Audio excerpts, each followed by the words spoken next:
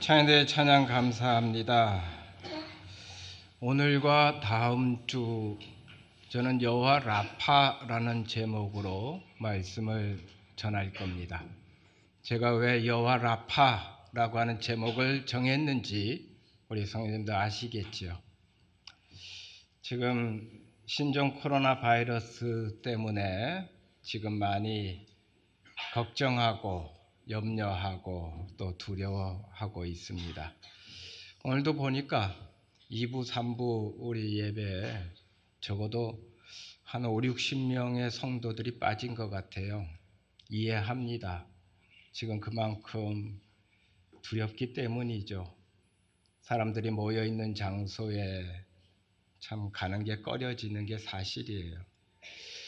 제가 오늘 사실은 예배 때 전부 다 마스크 쓰고 나오라 할까 했어요.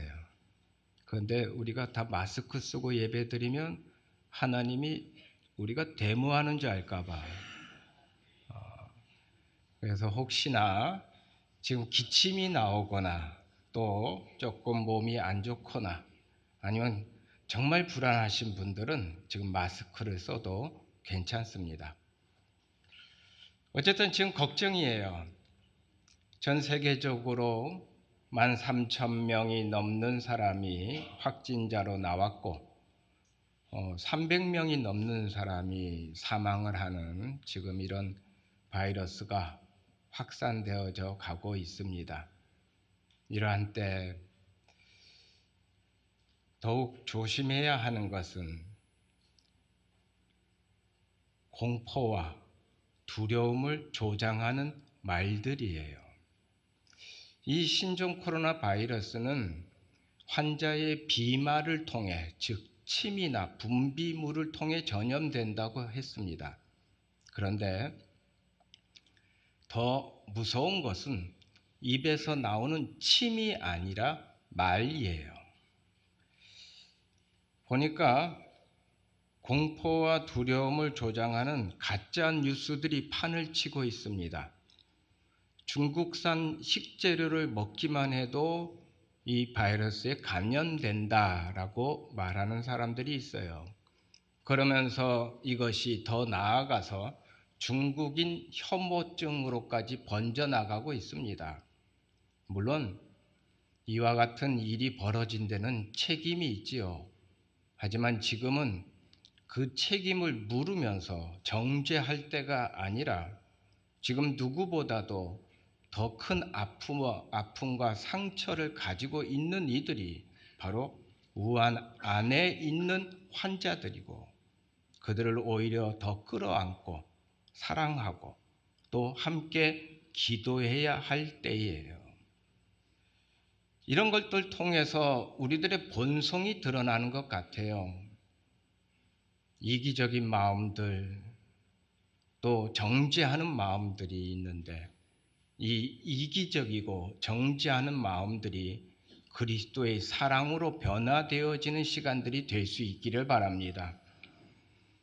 또 눈만 마주쳐도 감염된다라고 그렇게 얘기했어요. 눈만 마주쳐도 감염되면 눈 작은 저는 유리하죠. 이거는 비말이 사람의 각막에 튀었을 때에 그때 그 각막을 비비면서 감염되는 걸 얘기해요. 서로 쳐다봐도 괜찮아요. 손을 씻어도 소용없다라고 하는데 손만 잘 씻어도 됩니다. 여러분 오늘 예배당에서 예배 드리는 거 불안해하지 마세요. 어저께 제가 우리 성도들 오늘 예배 드리러 나오는데 혹시나 그 불안한 마음이 있을까봐, 염려하는 마음이 있을까봐 지금 여러분 앉아있는 자리에 전부 다 소독약을 다 뿌렸어요. 그리고 2부 예배 끝나고 또 다시 봉사자들이 또 다시 다 소독약을 뿌렸어요. 잘 씻으면 돼요.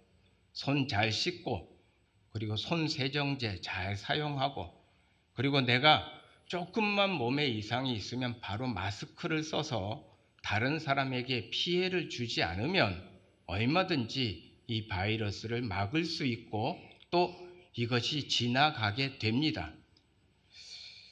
공기로 퍼져나간다라고 하는 또 가짜 뉴스가 있었어요. 공기 중에서는 감염되지 않습니다. 공기로 퍼져나갔다면 이미 우리는 지금 아주 큰 난리가 났을 거예요. 이 이야기는 메르스 사태 때 한 병원에서 그 병원 안에 폐쇄된 공기가 서로 유통됨으로써 생겼던 일을 얘기하는데, 우리가 오픈된 공간에서는 아무런 지장이 없어요. 또 사람이 피를 흘리고 쓰러지는 영상을 유튜브에 올린 사람이 있었어요. 그러면서 바로 이 사람이 중국에서 온 우한 폐렴 환자다라고 하는 가짜 뉴스를 퍼뜨렸습니다. 그런데 나중에 알고 보니까 그 사람이 폐렴 때문에 쓰러진 게 아니라 술 먹고 취해서 쓰러진 사람이었어요. 대구에서는 몰래 카메라를 찍으면서 방독면과 방호복을 입은 사람이 그 환자를 쫓아가는 것을 지하철역 안에서 찍었어요. 그걸 통해서 사람들이 어떤 공포와 두려움을 갖고 있는가를 보기 위해서 찍었다 했어요.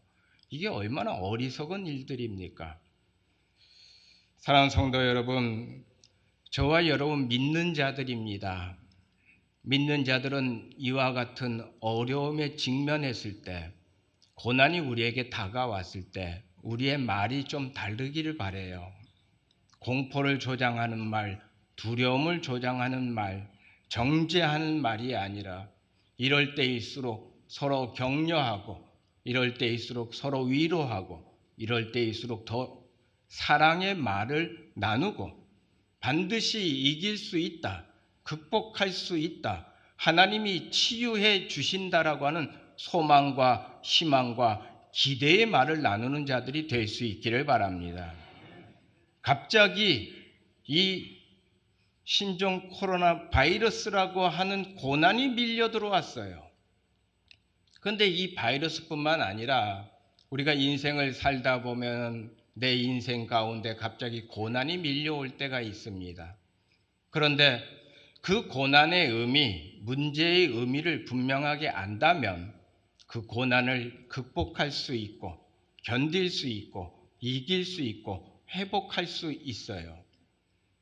하지만 그 고난의 의미, 문제의 의미를 모를 때 그 고난은 더욱더 큰 공포가 되고 더 큰 두려움이 됩니다. 그래서 저는 오늘 우리에게 지금 갑자기 다가온 이 고난의 의미를 하나님의 말씀을 통해서 한번 생각해 보려고 하는 거예요. 이스라엘 백성들이 출애굽을 했습니다. 출애굽한 이스라엘 백성들은 광야로 나갔습니다. 그 광야는 척박한 사막이었어요. 성경에 보니까 수루 광야라고 나옵니다. 하루에 20km씩 그들은 행진을 했습니다. 사흘길쯤 걸어갔는데 준비한 물은 다 떨어졌습니다. 척박한 땅에서 물 한 방울 나지 않습니다. 극심한 갈증을 느꼈어요. 그런데 조금 가다 보니까 어떤 웅덩이가 보입니다. 야, 이제 살게 되었다. 그리고 그 웅덩이에 달려가서 그 물을 퍼마셨습니다. 그런데 그 물이 어떻다고요? 그 물이 쓴물이었어요. 그래서 그곳의 이름을 마라라고 이름을 지었습니다. 마라는 쓰다라고 하는 뜻이에요. 지금도 이집트 수에르 은하에서 차로 30분 정도 가면 아모제 미우즈라고 하는 곳이 있는데, 바로 그곳이 이 수르 광야에서 이스라엘 백성들이 쓴물을 마셨던 장소예요. 모세의 우물이라고 지금도 있습니다. 근데 그때도 쓴물이라 먹을 수 없는 물이었는데 지금도 역시 그 우물의 물은 먹을 수가 없습니다. 그런데 여러분, 마라 그러면 떠오르는 인물이 하나 있어요. 누가 떠오릅니까? 아무도 모르겠어요? 나오미라고 하는 사람 아세요? 나오미가 모압 땅으로 이주를 했는데 거기서 남편을 잃었어요. 거기서 두 아들을 잃었어요. 그때 나오미가 뭐라고 얘기합니까? 이제 나는 나오미가 아니라 마라다라고 했어요. 마라는 쓰다라고 하는 뜻인데, 이게 맛이 쓰다라고 하는 것으로 그치지 않아요. 여기서 이 쓰다라고 하는 마라의 본뜻은 인간이 가지고 있는 심리적 쓴, 그 심리적 아픔, 심리적 고통과 두려움을 얘기할 때 마라라고 얘기해요. 물을 퍼 마셨습니다. 그런데 이게 먹을 수 없는 물이에요. 아마 몇몇은 그 물을 마시고 질병을 앓고 고통을 느꼈을 거예요. 큰 절망감이 밀려오죠. 성경에 보니까 이스라엘 백성들이 모세에게 원망했다 그랬어요. 우리에게 마실 물이 어디 있습니까? 라고 했어요. 그런데 이건 완곡한 표현이에요. 이들이 이렇게만 얘기했을까요? 야, 이제 우리 끝났다. 야, 이제 우리 죽게 됐다. 이제 우리 어떻게 살아야 하나? 아마 큰 원망을 했을 거예요. 바로 이게 마라라고 하는 거예요. 갑자기 고통이 밀려올 때 우리는 이 마라를 느낄 수밖에 없습니다. 그 마라의 아픔이, 그 마라의 쓴이 우리에게 생길 수밖에 없어요. 그런데 하나님은 이 마라의 그 쓴물을 무엇으로 바꿔주셨습니까? 단물로 바꿔주셨습니다. 지금 마라의 고통을 느끼는 성도들이 있다면 여호와 라파 하나님의 은혜로 그 마라의 쓴물이 단물로 바뀌는 역사가 있기를 바랍니다. 여기서 우리는 하나님이 우리에게 주시는 고통과 고난의 의미를 발견할 수가 있어요. 첫 번째는 고난은 하나님의 시험입니다. 한번 따라해 보세요. 고난은 하나님의 시험입니다. 시험이다 그러니까 우리는 부정적으로 먼저 마음이 생깁니다. 이거 하나님이 나를 시험하기 위해 고난을 주셔요? 하나님 참 괴팍하신 분이네. 그런데 여러분, 시험에는 두 가지 시험이 있어요. 영어로는 분명히 구별되어지는데 하나는 템테이션입니다. 유혹이라고 우리는 번역을 하죠. 이 시험은 파괴적인 시험이에요. 무너뜨리기 위한 시험이에요. 야고보서 1장에 보면요, 하나님은 어느 누구도 시험하지 않는다라고 했어요. 근데 하나님 어느 누구도 시험하지 않는다고 했는데 왜 이스라엘 백성들을 시험하셨을까? 시험이 다르기 때문이에요. 하나님은 어느 누구도 시험하지 않는다 할 때 시험은 템테이션이에요. 파괴적인 시험. 하나님은 어느 누구도 무너뜨리기 위해 파괴하는 목적을 갖고 계시지 않는다라고 하는 거예요. 지금 여기서 이스라엘 백성들을 시험한 하나님의 시험은 테스트입니다. 여러분, 학교 다닐 때 시험 보셨죠? 근데 그 시험이 즐겁고 시험이 기쁘고 그 시험을 막 기다리고 그랬던 분들 계세요? 만약에 그랬다면 대단한 분들이죠. 대부분 시험 싫어요. 힘들어요. 그런데 시험을 안 볼 수는 없어요. 시험은 반드시 있어야 돼요. 이 시험은 떨어뜨리기 위한 목적이 아니에요. 이 시험을 통해 내가 부족한 게 무언가를 점검하고 깨닫고 그리고 보충하기 위한 것이 테스트예요. 하나님은 지금 고난을 통해 우리를 테스트하고 계시다. 즉 우리의 부족함을 깨닫게 하시고 그리고 우리가 무엇을 다시 세워야 하는가를 하나님은 보여주기 위한 목적을 갖고 계시다. 이게 고난의 의미다 하는 거예요. 그래서 오늘 성경 말씀 보면요, 25절 뒷부분에 이렇게 나옵니다. 여호와께서 그들을 위하여 법도와 율례를 정하시고 그들을 시험하실세. 이런 말이에요. 여러분, 지금 이 신종 코로나 바이러스, 그리고 우리가 이미 경험했던 사드, 또 사스, 메르스, 에볼라 바이러스, 지카 바이러스, 세상의 온갖 바이러스들, 이게 그냥 갑자기 생깁니까? 저절로 생긴 게 아니에요. 다 인간의 욕망과 탐욕이 만들어낸 결과물들이죠. 지금 이제 우리가 이 고난을 통해서 다시 한번 생각해 봐야 합니다. 인간의 욕망과 탐욕으로 사는 게 아니라 하나님의 말씀으로 사는 것을 다시 깨닫는 시간이 돼야 한다는 거예요. 하나님은 오늘 이 고난을 통해 우리에게 말씀하는 거예요. 다시 하나님의 말씀 붙잡고 그 말씀 안에 우뚝 서라. 그때 너희에게 살 길이 열릴 것이다 라고 말씀하는 거예요. 사랑하는 성도 여러분, 이 고난은 하나님의 시험입니다. 이 하나님의 시험을 잘 통과하는 저와 여러분이 될 수 있기를 바랍니다. 두 번째는 이 고난은 하나님의 축복입니다. 아니 무슨 말이에요 이게? 고난인데 힘들고 아픈데 두려운데 이게 축복이라니요. 자, 여러분 27절을 한번 보시기 바래요. 27절 우리 같이 읽습니다. 시작. 그들이 엘림에 이르니 거기에 물샘 12과 종려나무 70그루가 있는지라 거기서 그들이 그 물 곁에 장막을 치니라. 수르 광야 마라에서 쓴물을 경험했는데 조금만 가니까 엘림이 나왔어요. 근데 그 엘림에는 지금 성경에 물샘 12, 종려나무 70그루 있습니다. 12이나 70이나 그냥 단순한 숫자를 말하지 않아요. 둘 다 완전수입니다. 즉 엘림이라고 하는 것은 완전한 오아시스가 있었어요. 축복의 장소가 있었어요. 그런데 이 마라와 엘림까지는 불과 8km밖에 떨어져 있지 않습니다. 이스라엘 백성들이 하루에 얼마씩 행진했다고요? 20km씩 행진했어요. 하루 길도 아니에요. 반나절도 안 가서 그들이 엘림을 발견했어요.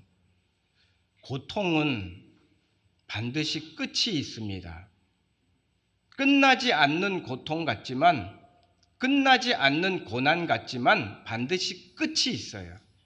그 끝에 하나님의 축복이 있는 것을 보는 성도가 될 수 있기를 바랍니다.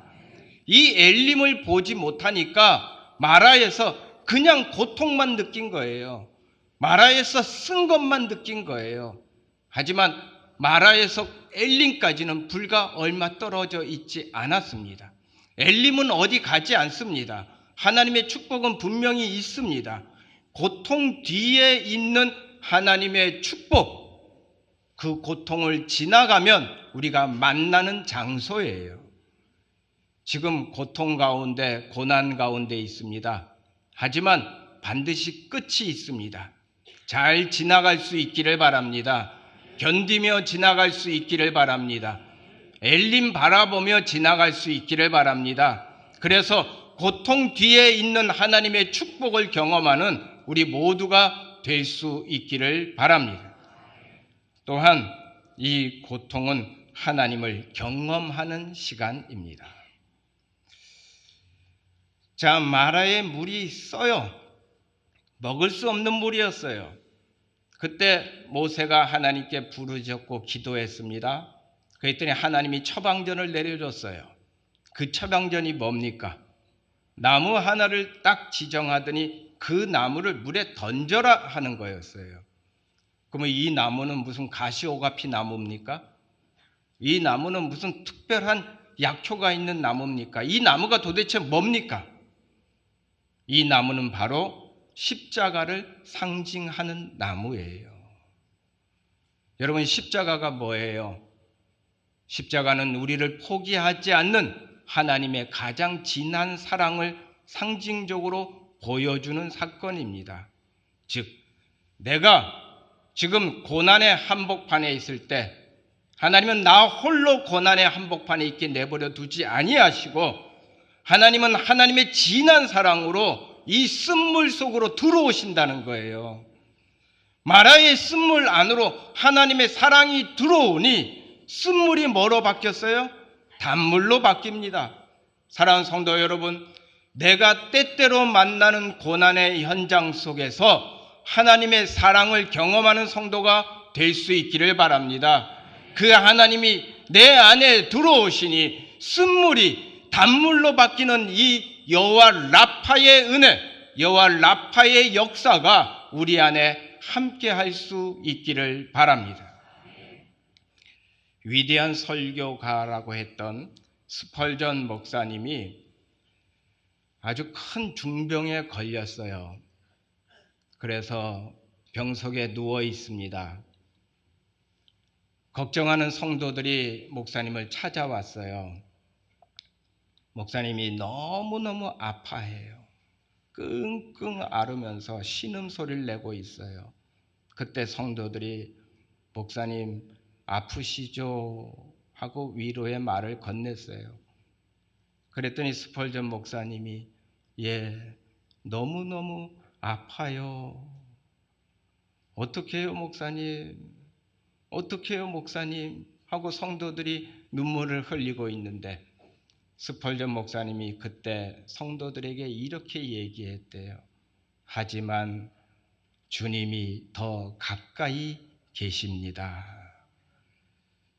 내가 고통 가운데 있을 때, 고난 가운데 있을 때, 때때로 공포와 두려움이 우리의 삶 속에 밀려올 때, 그때 더 하나님을 가까이 만나는 시간과 더 하나님을 가까이 만나는 장소가 된다는 거예요. 지금 오히려 우리는 이 하나님을 더 가까이 만날 수 있습니다. 그래서 주예전에 나왔습니다.